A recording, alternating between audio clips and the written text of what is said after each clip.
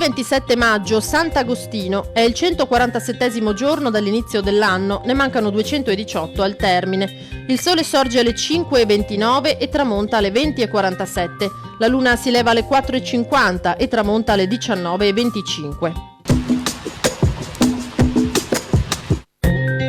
Viene battezzato a Vienna, dove si era stabilita la sua famiglia, Gian Antonio Guardi, figlio di Domenico. Sarà, con il più celebre fratello Francesco, uno dei massimi pittori veneziani del Settecento.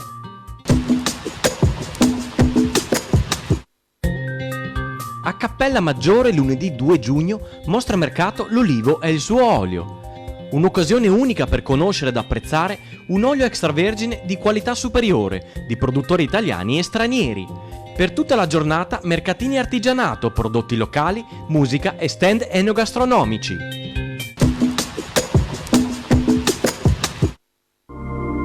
Le previsioni per domani: tempo ancora instabile, temperature senza variazioni di rilievo.